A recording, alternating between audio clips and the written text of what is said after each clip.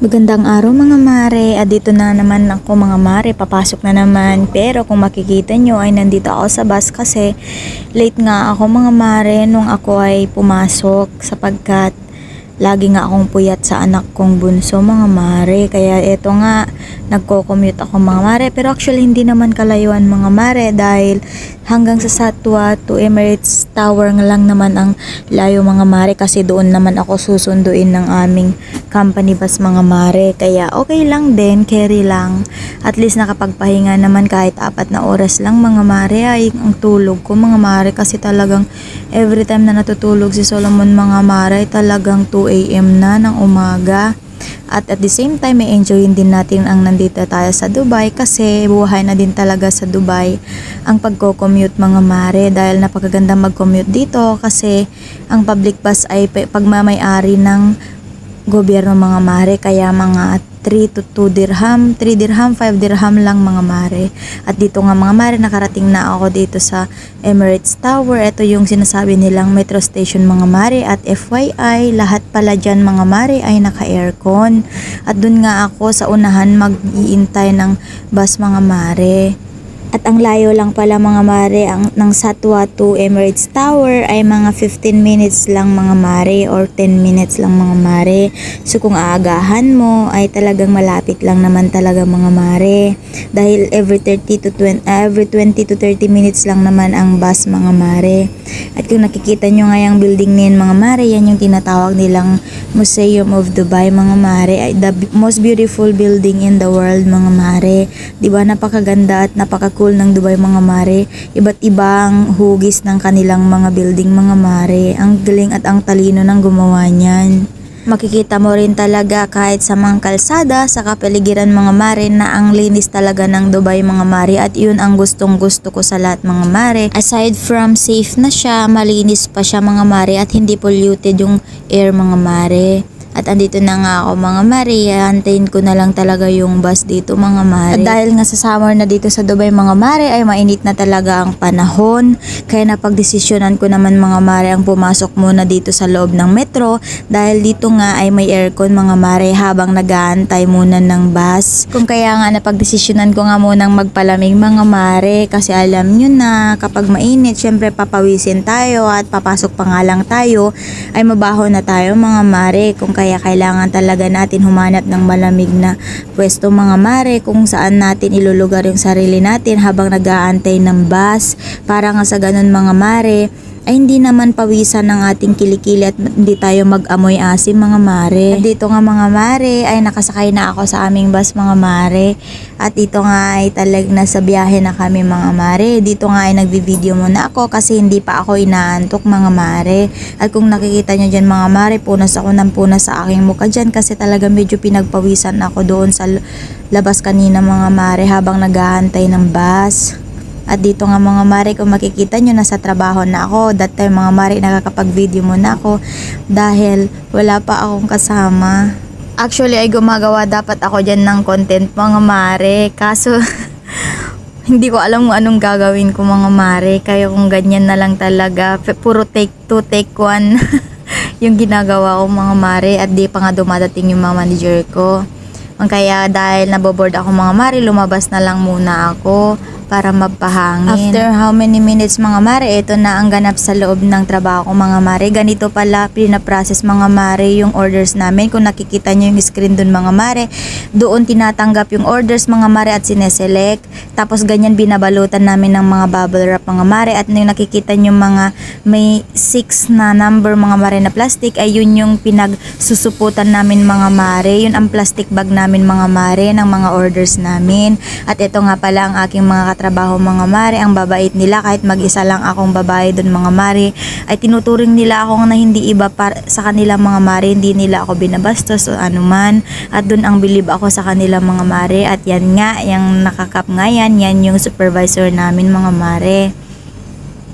At kung makikita nyo mga mare dito sa loob na ito may conveyor kami mga mare at di hirap yung mga nagpa-process. Basta tanggap na lang ng tanggap, supot ng supot at ilalagay lang doon. At kung makikita nyo itong stock room namin mga mare, ayan, napakalawak niyan mga mare. Meron pa sa taas, may second floor pa yan mga mare. Sobrang lawak niyan at haba niyan mga mare. Kung makikita nyo naman ang mga kasama ko dyan sa table ko mga mare, nagkukulitan pa talaga sila mga mare. At yung isa mga mare talagang apungol yan mga mare. At after nga nung video kong yun mga mare, kung makikita nyo ay pauwi na ako dito dahil talaga pag may mga manager mga mare ay bawal talaga mag cellphone. At medyo napaaga nga ang uwi ko dito mga mare dahil nakisabay ako sa taga Satwa din na driver namin mga mare. At kung makikita nyo yan mga mare, kumikeme pa ako dyan. Dahil nagbi-video nga ako dyan mga mare kasi naboboard ako mga mare. At eto nga mga mare, malapit na naman tayo sa city mga mare, pauwi na naman tayo at syempre as usual excited na naman ako dahil sasalubong na naman sa akin yung mga anak ko mga mare. Syempre yun ang pinaka-excited part sa akin mga mare. At eto na nga, nasa labas na nga ako ng bahay mga mare at naglalakad na. At tingnan nyo naman yung tree sa labas namin, napakagandang tingnan. At sa gate mga mare, ayan na nga yung anak ko. Ayan ba'y patawa-tawa pa talaga siya dyan mga mare. Yun yung gustong-gustong part ko mga mare pag sinasalubong ako. Dahil yung tawa ng anak ko yung nagtatanggal ng pagod ko mga mare. Yung nakikipaglaro siya, nilalambing niya ako, tsaka kinikis niya ako mga mare. Yun yung pinakagustong-gusto kong part mga mare pag umuwi ako. Dahil alam ko may sumasalubong na anak sa akin mga mare. At yun nga yung mga anak ko. At eto nga mga mare, dala-dala niyang daddy niya kasi day off nga ng daddy niya ngayon mga mare.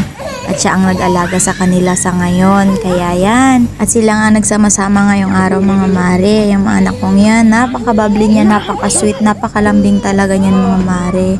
Kapag talaga siya ang kasama mo, hindi ka talaga maboboring. Kasi ang dami niyang kalokohang ginagawa mga mare. Tas ang talino pa talaga niyan mga mare, napaka-bibo niyan. Tingnan niyo naman, binabantayan talaga at nakukuryos siya doon sa may washing machine dahil umiikot. Iniisip siguro niya kung ano ang ginagawa ng washing machine, ba't umiikot ng ganun. At kung makikita sa kabilang banda naman mga mare, ayan yung asawa ko. Yan ang paborito naming ulam mga mare. Yung tangkay ng gabi. Yan yung niluluto niya. Sa Ilocano kasi mga mare, pinapakbot namin yan pero hindi ko alam kung ano ang tawag sa Tagalog. At yan nga mga mare, yan nga yung paborito naming ulam. Nilalagyan yan ng bagoong, ng sili, ng bawang, ng luya at saka sibuyas. At pag ang asawa ko nga nagluto ng ganyan mga mare, talagang mauubos talaga lahat mga mare dahil masarap siya magluto. And after that mga mare ay dumating nga yung tita ko, nag-dinner nga rin kami mga mare.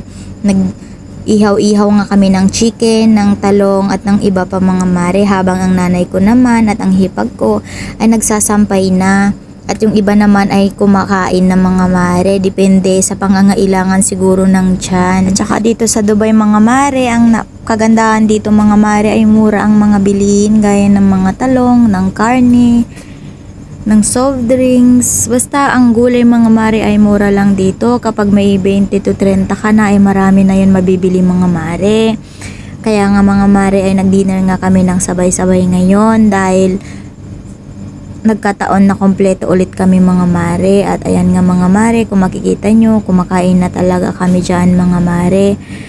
At pasensya na rin kayo mga mare dahil talagang pinatong ko na lang yung cellphone ko dyan mga mare dahil talagang gutom na rin ako. Talagang kumain na lang talaga rin ako dyan mga mare. At kung makikita nyo mga mare, puro kami, halos nga pala sa room namin mga mare ay mga puro babae kami. Mga 4 lang siguro ang lalaki, yung asawa ko, yung isang ka-roommate namin, yung kapatid ko, tsaka may isa pa mga mare. At yan nga, at tsaka the rest na nga mga mare ay puro babae na. Kaya mga mare, kung dito kayo sa Dubai, mararanasan nyo talaga masarap ang mag-dinner dito kasi mura na yung mga bilihin, makukuha mo lahat ng mga kakailanganin mo. Tsaka masarap dito mga mare lalo sa gabi dahil lalo sa ihaw-ihaw mga mare. At ayan nga mga mare, kain na tayo at hanggang sa susunod. Salamat sa inyong pagsuporta sa akin. At sana mag-share, mag-comment kayo sa aking vlog. Salamat and God bless you. Until next time, don't skip your dinner.